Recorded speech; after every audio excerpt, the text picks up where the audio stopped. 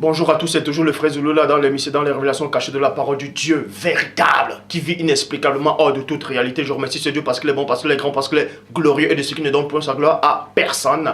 Aujourd'hui, je vais continuer, c'est-à-dire je vais donner une exaltation. On va entrer dans les mystères cachés de la parole du Père avec le Saint-Esprit que les apôtres ont reçu dans Jean 20-22. Vous savez qu'il est dit dans Proverbe 19 que le manque de science n'est bon pour personne. Et le manque de science, c'est quoi? C'est le manque de connaissance, c'est le manque de révélation, c'est le manque de discernement. Et dans Proverbe 25 la gloire du Père est de cacher des choses et la gloire des rois est de sonder des choses. Mais Dieu dit dans Deutéronome 29 que les choses cachées sont en lui et les choses révélées sont aux créatures, sont aux humains. Mais il dit néanmoins dans Jérémie 33:3, demande-moi et je te relèverai des choses cachées, des choses que tu ne sais pas. Ce que vous ne savez pas, c'est quoi? Il existe plusieurs versions des Bibles dans le monde entier.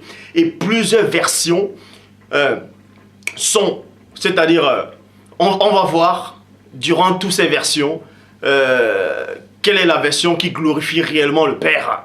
Vous savez que récemment, j'ai fait une vidéo sur le baptême. Oui, sur le baptême. Et j'ai démontré par l'Esprit du Père que le baptême de Jean-Baptiste par immersion n'est plus d'actualité. N'est plus d'actualité. Donc aujourd'hui, encore par l'Esprit du Père, je vais démontrer qu'il n'y a aucun verset dans la Bible où Christ a autorisé le baptême d'eau. Bon, plein de personnes maintenant vont se dire, effectivement, que la Bible dit, nous savons que la Bible dit que Christ a été baptisé dans l'eau. C'est-à-dire, Christ est entré dans l'eau, selon plusieurs versions. Bon, si on lit cette version-là, on enseigne, et une autre personne vient et dit, mais il ne faut plus se baptiser selon ce baptême, et pourtant Christ a fait cela.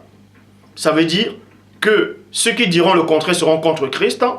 Donc, c'est pour ça que je dis encore dans Proverbe 19 que le manque de science n'est bon pour personne, le manque de révélation n'est bon pour personne, le manque de discernement n'est bon pour personne. Nous allons donc voir, durant cet enseignement-ci, si Christ a été réellement baptisé dans l'eau, c'est-à-dire s'il était immergé dans l'eau. Nous allons voir si ce verset existe. Nous allons donc voir. Bon, vous savez que dans la vidéo précédente que j'ai faite sur le baptême, j'ai démontré, comme j'ai dit au début, que effectivement le baptême d'eau n'est plus d'actualité et aussi Paul n'avait pas été baptisé du baptême d'eau. C'est-à-dire il n'avait pas été plongé dans l'eau parce que où il avait été baptisé, c'était par le Saint-Esprit, donc ça n'avait rien à voir avec le baptême d'eau. Et dans la version, c'est-à-dire j'avais pris je crois 4 versions de Bible, bref j'avais pris la version courante où tout le monde utilise, où la plupart des gens utilisent quand ils veulent prêcher. Tout ça pourquoi? Pour vous démontrer en fait que le danger, il y a un danger énorme. Il y a un danger énorme. Avant de poursuivre l'enseignement, je vais vous dire une chose. Dieu existe réellement. Dieu existe réellement. Je n'ai pas besoin que on me le démontre ou bien j'ai pas besoin qu'on vienne me enseigner Christ ou bien que je lise la Bible pour savoir que Dieu existe. Je n'ai pas besoin de regarder la nature pour savoir qu'il y a la loi de Dieu, que Dieu existe. Je le sais. Dieu existe et Dieu vous aime. Dieu vous aime. Je dis bien, Dieu vous aime. C'est pourquoi je suis là devant vous, dans cet temps décisif. L'enseignement que je vais donner va choquer l'humanité, va choquer la plupart de personnes. Je ne suis pas là pour choquer, mais je suis là uniquement pour annoncer la véritable parole authentique. Donc, la vidéo précédente que j'ai faite sur le baptême, j'ai pris des versions qui contredisaient Pierre. Est-ce que vous comprenez?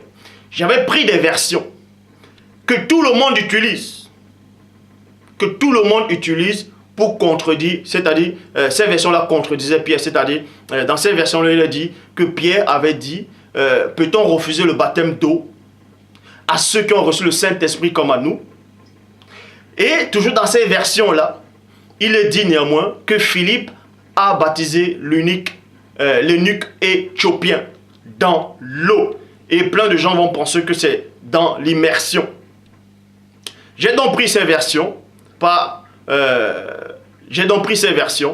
pour vous démontrer en fait le piège de ces versions-là. Pour vous démontrer que quand on n'est pas agréable au Père, quand on n'a pas reçu l'esprit de vérité, on va croire qu'on est dans la vérité et pourtant c'est une sensation. Est-ce que vous comprenez? Donc, toutes les versions qui existent dans l'histoire de l'humanité disent que Pierre a baptisé d'eau. C'est-à-dire, Pierre a dit, peut-on refuser le baptême d'eau? Et Philippe aussi a baptisé d'eau. Et Christ, dans cette version-là, il dit aussi, celui qui croira et qui sera baptisé sera sauvé. Et celui qui ne croira pas et qui ne sera pas baptisé ne sera condamné. Donc, dans cette version-là, on nous fait croire en fait que c'est le baptême d'eau, le baptême de Jean, par immersion. Et durant l'enseignement, on va vous montrer que le baptême d'eau n'est plus d'actualité. Et tous ceux qui vont se baptiser d'eau, je dis bien, tous ceux qui iront se baptiser d'eau, que ce soit dans les baignoires, dans les, les cours d'eau, ou bien les lacs, les rivières, dans d'autres on va dire les marigots, ou les piscines, sont contre la parole de Dieu, sont contre Dieu. Je dis bien, sont contre Dieu, contre le fondement même biblique, sont contre l'esprit même de la prophétie. Pour ça, on va vous le démontrer. Que tous ceux qui vont encore se baptiser d'eau, là, dans les temps où nous vivons, sont contre Dieu. Et on va vous le démontrer. Et maintenant, le Père avait permis en fait que je prenne ces versions-là, les versions que tout le monde avait déjà acceptées. Et quand on prêche dans ces versions-là, parce que Dieu dit, réponds à l'insensé selon sa folie. Réponds à l'insensé selon sa folie.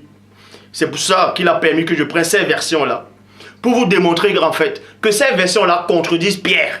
Donc contredisent l'apôtre qui avait reçu la clé. Et dans ces versions-là, on vous montre en fait que Pierre n'avait pas, c'est-à-dire Pierre n'avait pas renoncé au baptême d'eau. Donc, il était contre la parole de Dieu. Puisque Christ n'a jamais autorisé ça.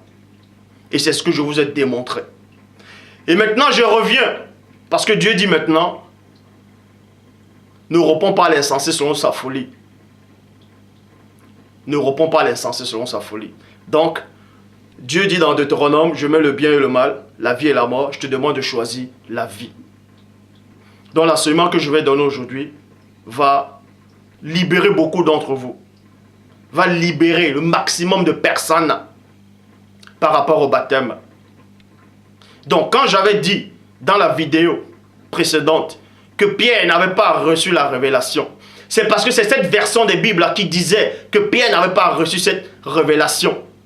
Quand j'avais dit que Pierre avait eu tort de baptiser ces gens-là du baptême d'eau, c'est parce que cette version-là avait dit que Pierre avait tort. Mais on va vous donner une seule version qui existe, qui démontre en fait que Christ ne s'est pas baptisé du baptême d'eau, c'est-à-dire par immersion. On va vous donner la bonne version qui démontre que l'unique Éthiopien n'a pas, c'est-à-dire n'a pas été plongé dans l'eau. On va vous donner la bonne version qui démontre que Pierre, Képha, Pétro n'a pas baptisé ces gens-là du baptême d'eau de Jean-Baptiste. C'est pourquoi j'avais fait la première partie et j'ai pris toutes ces versions-là. Dieu a permis que je le fasse, mais néanmoins il a été glorifié. Il a été glorifié, non pas à travers ces versions, mais à travers, au travers son propre esprit. Donc aujourd'hui, accrochez-vous. Je vais aller dans Jean, chapitre 1, verset 26, qui dit, Jean leur répondit, 2 points, moi, je baptise d'eau, mais au milieu de vous, il y a quelqu'un que je ne connaissais pas. Il vient après moi. Verset 33 à 34, je ne le connaissais pas. Mais celui qui m'a envoyé baptiser d'eau, celui-là m'a dit, 2 points, celui sur qui tu verras l'Esprit descendre et s'arrêter, c'est lui qui baptisera du Saint-Esprit. Et j'ai vu et j'ai rendu témoignage qui est le Fils de Dieu. Donc, premièrement, la question que je voulais vous poser avant de poursuivre l'enseignement. Baptême, plutôt pas baptême, Jean-Baptiste a fait comprendre que lui, il a ramené le baptême d'eau pour amener les gens à la repentance. c'est-à-dire par rapport à les péchés. Mais Christ, quel péché avait-il commis pour qu'il puisse être baptisé comme tous les habitants de Jérusalem? Christ n'a commis aucune faute. Pourquoi donc il va encore se baptiser? Puisque le baptême de Jean symbolisait le baptême qui amenait à la repentance. Le baptême de Jean symbolisait le baptême qui conduisait les gens vers Christ, vers le premier-né. Mais Christ va se faire baptiser pour venir à lui-même encore? Ça ne tient pas la route. Ça ne tient pas la route. Ça ne tient pas la route. Christ, certes, il a été baptisé, mais pas du baptême que les autres habitants de Jérusalem avant lui ont été baptisés. Pour ça, on va vous le montrer par l'Esprit du Père. Donc, Jean, chapitre 4, verset 1 à 12, qui dit: le Seigneur sut que les pharisiens avaient appris qu'il faisait et baptisait plus de disciples que Jean.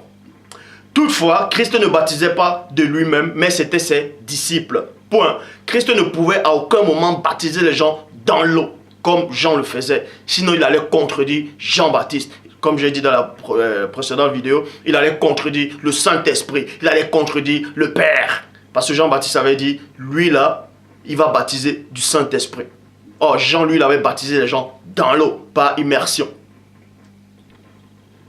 C'est pour ça qu'il est dit que Christ lui-même ne baptisait pas les gens dans l'eau. Il ne pouvait pas, parce qu'il connaissait la loi. Il connaissait la prophétie. Il connaissait cette révélation. Il était la révélation de Dieu, que Dieu a envoyé dans le monde. Et en tant que révélation de Dieu, il ne peut pas se tromper. Pour ça, il est dit, dans Jean chapitre 3, au verset 5, Christ répondit: en vérité, je te le dis, si un homme ne naît d'eau, et de l'esprit, il ne peut entrer dans le royaume de Dieu. Et je vous dis, devant Dieu, devant les anges, devant l'armée céleste, devant les prophètes qui sont conscients dans le séjour des morts, et devant les patriarches, devant tous les saints qui sont conscients dans le séjour des morts, que cette version-là qui dit, je dis bien cette version dans Jean chapitre 3 au verset 5 qui dit que si un homme ne naît d'eau et d'esprit, ne peut entrer dans le royaume de Dieu, cette version elle est fausse. A été mal expliquée. Soit elle est fausse, soit les gens l'expliquent mal ce verset, soit les gens ne comprennent pas ce verset, mais toujours est-il que cette version-là a été mal traduite par rapport à cet épisode-là. On va vous donner la bonne version dans la Bible du Semeur qui dit: vraiment, je t'assure, non plutôt vraiment, je l'assure, reprit Christ, à moins de naître d'eau, à moins de naître d'eau, c'est-à-dire, remarquez qu'il y a une virgule, il n'y a pas point, c'est-à-dire d'esprit. Donc, la bonne version vous dit ici là, que quand Christ parlait dans Jean chapitre 3 verset 5, que celui qui ne naît d'eau, cette eau là, il parlait de l'esprit. Il parlait du Saint-Esprit. Il ne parlait pas d'eau à part et le Saint-Esprit à part. C'est-à-dire, c'était le baptême de Christ ici là.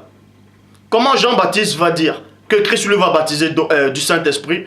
Et Christ vient parler à Nicodème, il dit à Nicodème, effectivement, si tu ne nais pas d'eau et d'esprit, tu ne peux pas entrer dans le royaume du Père. Mais ça tient plus la route. Ça veut dire qu'il contredit Jean-Baptiste. Puis il contredit le Père. Il contredit l'Esprit. La bonne version dit ici là que cette eau-là, c'est le Saint-Esprit. Et on va vous expliquer comment. Ésaïe chapitre 44 verset 3 dans la Bible du Semeur: je répandrai des eaux sur le sol altéré et je ferai ruisseler plutôt sur une terre aride. Oui, je reprendrai mon esprit. Oui, je reprendrai mon esprit sur ta postérité. Oui, je reprendrai mon esprit sur ta postérité et ma bénédiction sur ta progéniture. Donc, on vous montre ici dans Ésaïe chapitre 44 verset 3 que cette eau-là, qu'on va reprendre sur le sol altéré, ces ruisseaux-là, qu'on va envoyer sur le sol desséché là, c'est aussi l'esprit. C'est l'esprit. C'est pour ça qu'il est dit, oui, je reprendrai mon esprit. Vous voyez? Donc, c'est la même chose. C'est la même chose. Ézéchiel chapitre 36 au verset 25 il dit: je reprendrai sur vous une eau pure et vous serez purifiés. 1 Corinthiens chapitre 6 au verset 11, dans la Bible du sommeil, il est dit quoi? Voilà bien ce que vous étiez. Non, voilà bien ce que vous étiez. Certainement d'entre vous, certains d'entre vous plutôt, mais vous avez été lavés. Vous avez été lavés.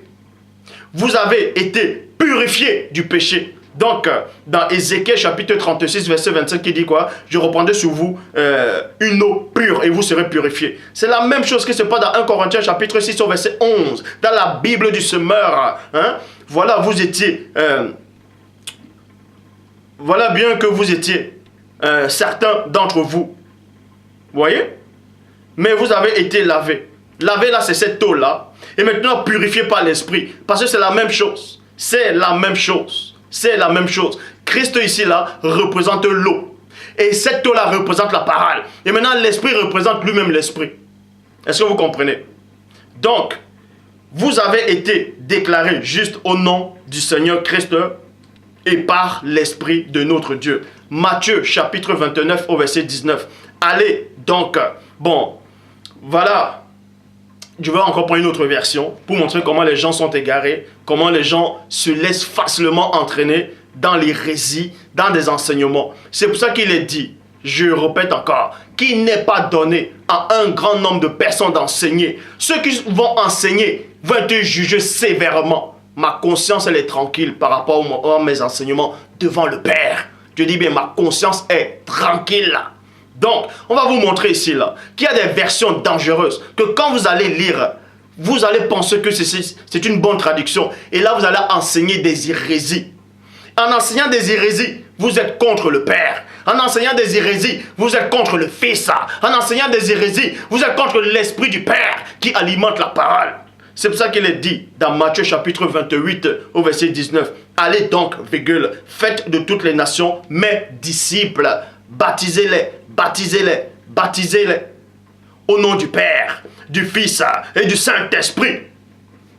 Et je vous le dis, quand on dit ici la baptisez-les, les gens vont maintenant comprendre, oui, mais Christ a dit, oui, mais il faut les baptiser, donc il faut entrer dans l'eau, et puis on va les baptiser au nom du Père, du Fils et du Saint-Esprit. Ça, c'est une fausse version. C'est une fausse version. La bonne version dit dans la Bible de l'épée, allez donc et instruisez toutes les nations, les consacrer plutôt. Consacrer ici, c'est quoi? C'est dédié à Dieu. C'est les dédier à Dieu. C'est les consacrer à Dieu. Les consacrer à Dieu. Les consacrer au nom. Au nom. Et remarquez ici là que le O là, il n'y a pas X à la fin. Au nom unique du Père, virgule, du Fils et du Saint-Esprit. Ce n'est pas une seule et même personne. Parce que Christ appartient au nom du Père. Et le nom du Père, c'est sa propre parole. Bon. Et dans Marc chapitre 16, vous voyez, donc, remarquez ici, quand Christ dit, allez baptiser-les au nom du Père, du Fils et du Saint-Esprit, la bonne version ne dit pas baptiser-les, la bonne version dit, allez consacrer-les. Il faut les consacrer. Et on va vous montrer cette consacration. On va vous montrer comment ça se passe.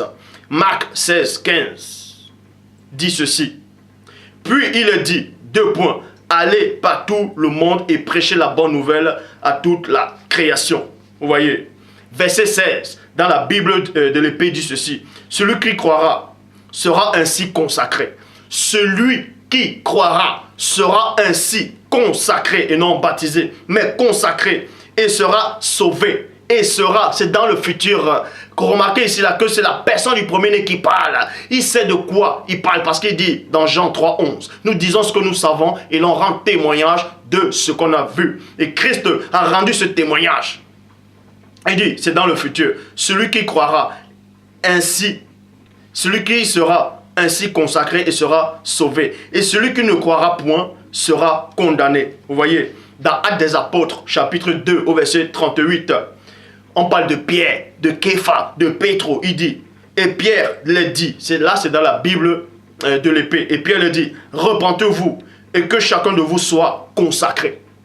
Dans des fausses versions des Bibles, les mauvaises traductions disent, et que chacun de vous soit baptisé. Les gens vont dire, oui, mais Pierre a encore autorisé le baptême d'eau. C'est pour ça que dans la première vidéo, concernant le baptême, j'ai pris les versions qui ont été mal traduites pour vous montrer le danger de ces versions-là.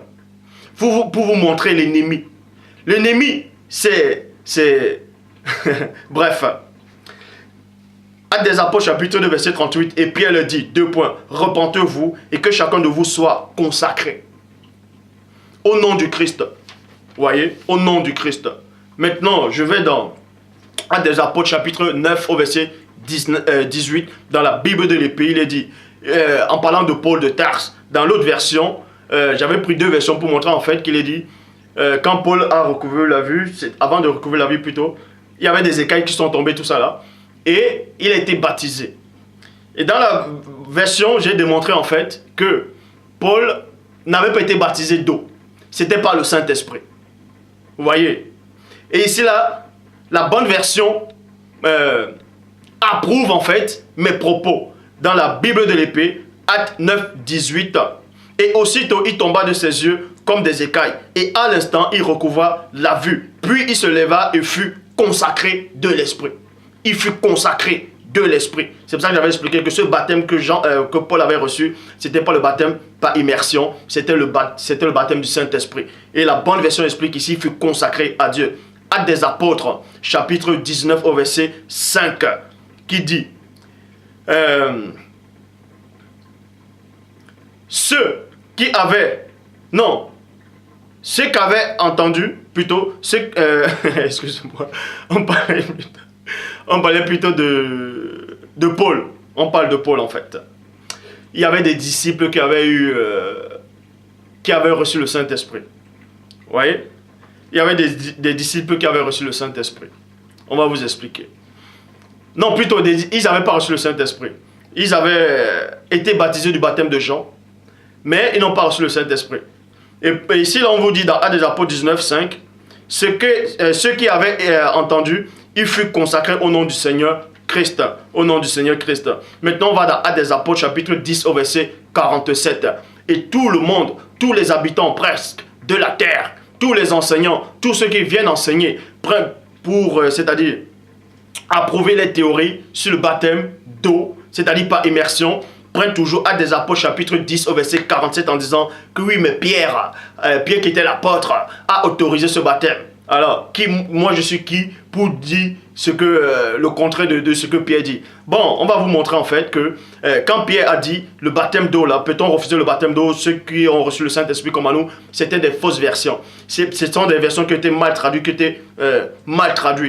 Et c'est pour ça que j'avais pris cette version là. Le Père a permis que je prenne cette version-là pour vous montrer le danger. Malgré que j'ai pris ces versions qui étaient mal traduites, j'ai néanmoins démontré dans ces versions-là que Pierre ne pouvait pas faire la volonté de Dieu si cette version écrivait exactement mot pour mot que ces gens-là devaient être baptisés dans l'eau. Mais la bonne version dit ici, là, Actes des Apôtres 10, 47. Peut-on refuser? Bon, là c'est... Je vais vous répéter la version que j'avais prise l'autre jour. Actes des Apôtres 10, 47. Peut-on refuser d'eau? Peut-on refuser l'eau du baptême à ceux qui ont reçu le Saint-Esprit? Tous comme nous. Vous voyez? Bon, cette version-là, elle n'est pas bonne. C'est pour ça que j'ai démontré que si on acceptait cette version-là, Pierre était dans l'erreur. Si on acceptait cette version-là, Pierre n'avait pas encore reçu la révélation. C'est Paul qui avait reçu la révélation. Et c'est ça les dangers des fausses versions des Bibles. Mais la bonne version, Dieu soit loué, il a permis que j'explique ça dans la deuxième partie.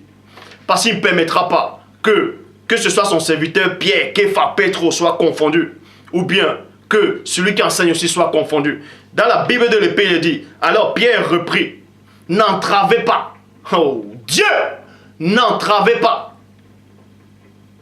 l'asperge, plutôt, n'entravez pas l'adverse de la consécration, de la parole, sur ceux qui ont reçu le Saint-Esprit, ainsi bien qu'à nous. Donc Pierre, dans la bonne version, il a compris. Et dans la mauvaise version, dans les versions qui étaient mal traduites, Pierre était hors la loi. Pierre était contre Dieu. Pierre n'avait pas reçu la révélation. Et c'est ce que je vous ai démontré dans les fausses versions là. Pour vous montrer en fait le danger des versions des Bibles. Que les gens vont croire savoir que Christ est Dieu et pourtant il n'est pas Dieu. Les gens vont croire savoir des choses. Et pourtant, on a tout fait pour tromper l'humanité. Je le dis encore. Mes enseignements sont clairs devant le Père. Donc, je relis Bible de l'épée dans Actes des Apôtres, chapitre 10 au verset 47. Alors Pierre reprit 2 points. N'entravez pas. Ça veut dire n'empêchez pas. N'entravez pas l'adverse. L'adverse c'est quoi? C'est n'entravez pas l'adverse de la consécration, de la parole sur ceux qui ont reçu le Saint-Esprit bien qu'en nous. Verset 48, on vous dit quoi ici là?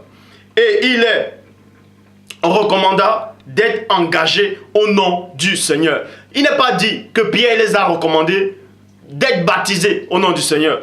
C'est pour ça que les fausses versions là, j'avais pris et j'ai démontré que si on accepte cette fausse version là, Pierre n'a pas reçu la révélation, Pierre s'est appuyé sur sa propre sagesse, Pierre était dans l'erreur. Mais quand Dieu en mandate quelqu'un, il ne lui donne pas l'esprit d'erreur.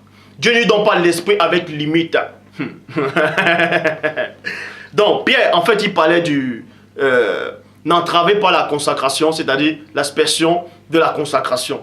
Parce que ces gens-là avaient reçu le Saint-Esprit, mais ils n'étaient pas réellement engagés. C'est-à-dire, c'est pour ça que la parole dit, n'attristez pas le Saint-Esprit que vous avez reçu. N'attristez pas le Saint-Esprit. Vous pouvez avoir le Saint-Esprit et l'attrister, parce que vous n'êtes pas engagé. C'est pour ça que la parole dit, maudit soit celui qui fait négligemment l'œuvre du Père.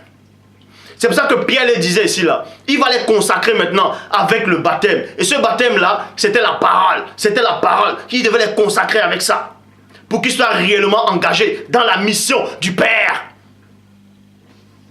C'est pour ça qu'il dit ici là. Et il est recommandant d'être engagé au nom du Seigneur. Point. Actes des Apôtres, chapitre 8, au verset 36. Il est dit. Et comme là, on parle de Philippe et l'eunuque éthiopien.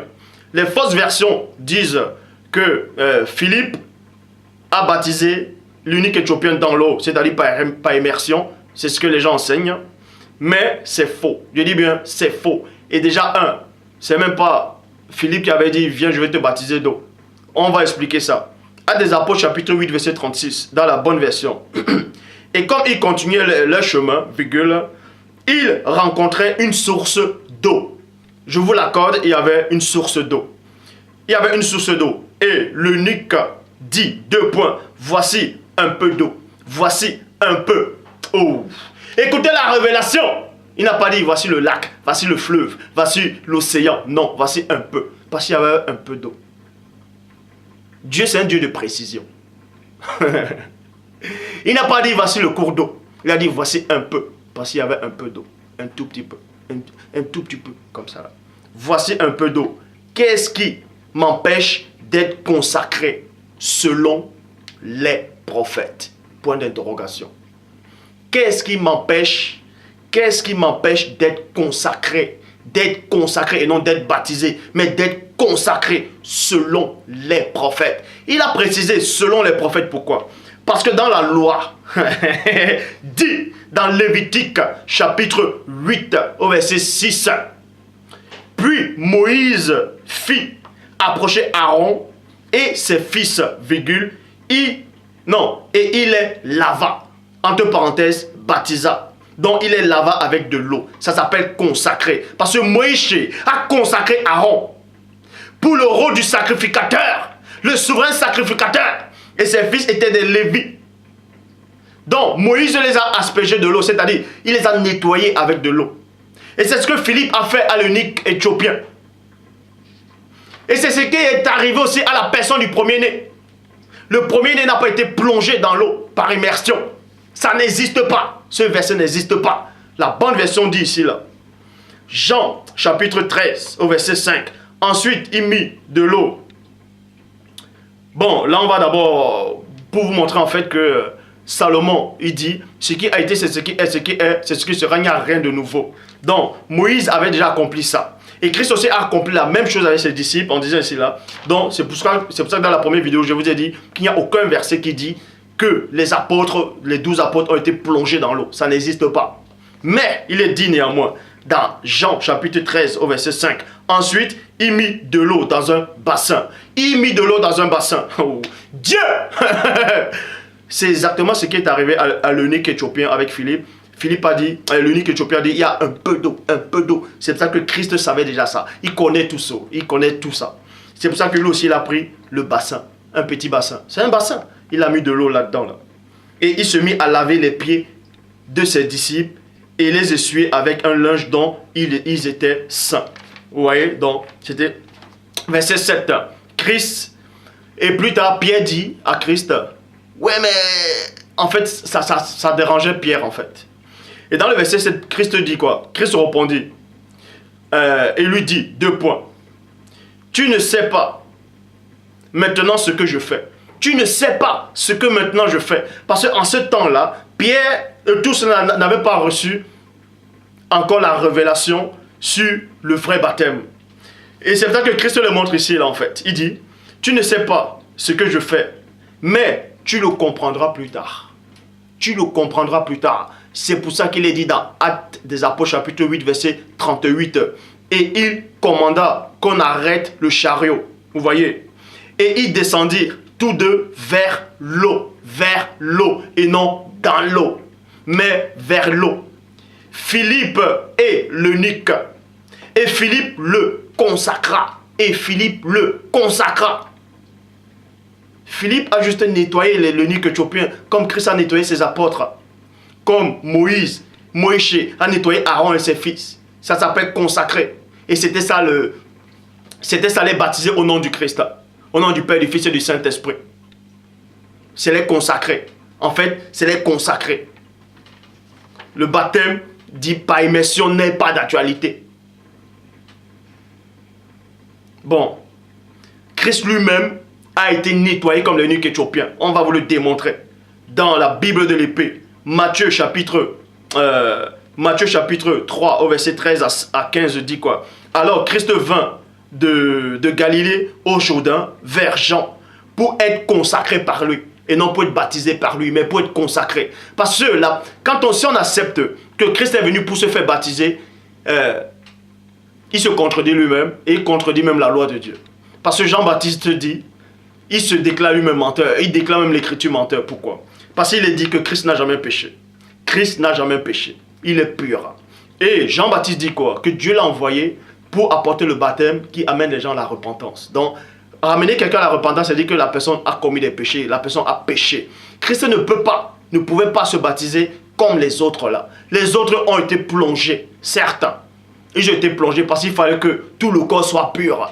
Tout le corps soit pur. Bon, Christ lui ne pouvait pas être soumis exactement comme eux. Sinon, il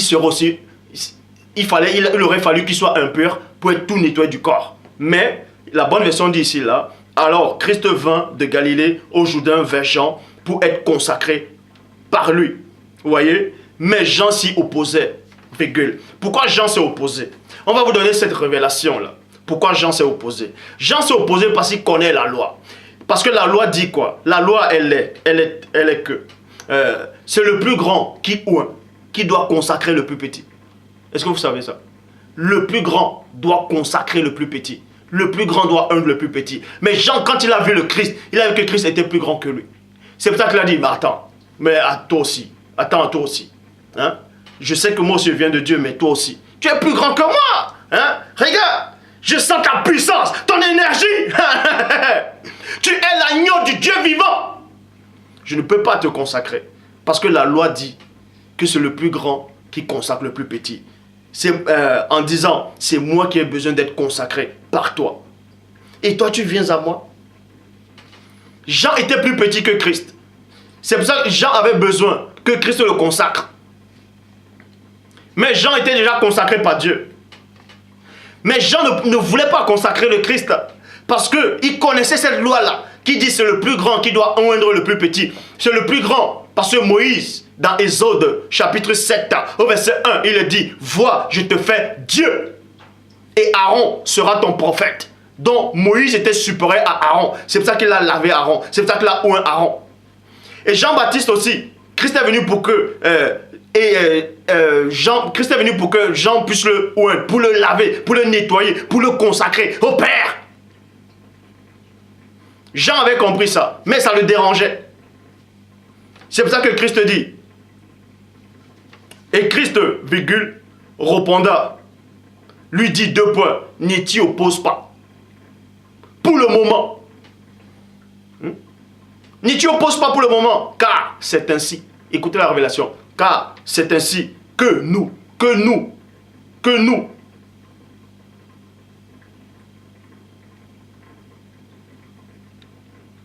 qui nous convient, plutôt, c'est ainsi qui nous convient. Nous c'est qui? Il parlait des prophètes, il parlait de la loi des prophètes. C'est pour ça qu'il est dit, je ne suis pas venu abolir les prophètes ou la loi. Parce qu'il connaissait ça. C'est ainsi qu'il nous convient d'accomplir tout ce qui est juste selon la loi. Quelle loi? Lévitique 6, Lévitique 8, verset 6. Parce que quand Jean-Baptiste, quand Christ est entré dans l'eau du Jourdain, certes il est entré, mais il n'a pas été plongé. Il a juste été nettoyé. Il a été consacré. Il a été consacré. Et quand il a reçu la consacration, ça veut dire quoi? Ça veut dire qu'il est devenu un souverain sacrificateur. Il ne pouvait pas recevoir le Saint-Esprit sans passer par cette consacration. C'est-à-dire le baptême. Le baptême symbolise l'huile maintenant. Est-ce que vous comprenez? Jean-Baptiste a consacré le Christ devant les hommes. Il a fallu aussi que Dieu puisse consacrer Christ devant l'armée céleste et devant les hommes aussi. C'est pour ça que quand Jean-Baptiste l'a nettoyé, il a consacré Christ. Christ est devenu le grand souverain sacrificateur de tous les temps. Et c'est là que l'Esprit est descendu maintenant. C'est pour ça que Dieu aussi l'a oint. Dieu l'a consacré. Parce que Dieu est plus grand que Christ. Vous voyez, c'est ça la révélation. Donc Christ n'a pas été plongé dans l'eau. Il a été nettoyé comme Moïse a nettoyé Aaron et ses fils. Comme Christ a nettoyé ses apôtres. Comme Pierre a nettoyé les autres. Comme l'unique Éthiopien a été nettoyé par Philippe.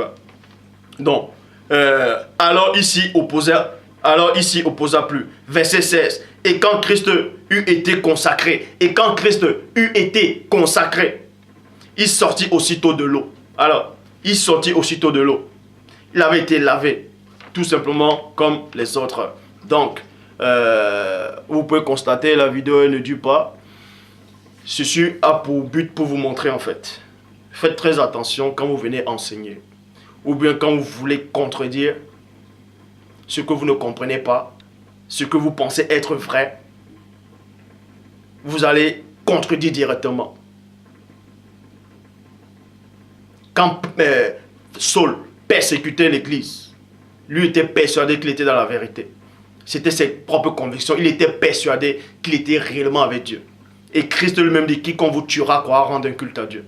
Qu'il n'ait pas donné un grand nombre de personnes d'enseigner. Christ n'a jamais été plongé dans l'eau. Il était nettoyé. Comme Moïse a nettoyé Aaron et ses fils.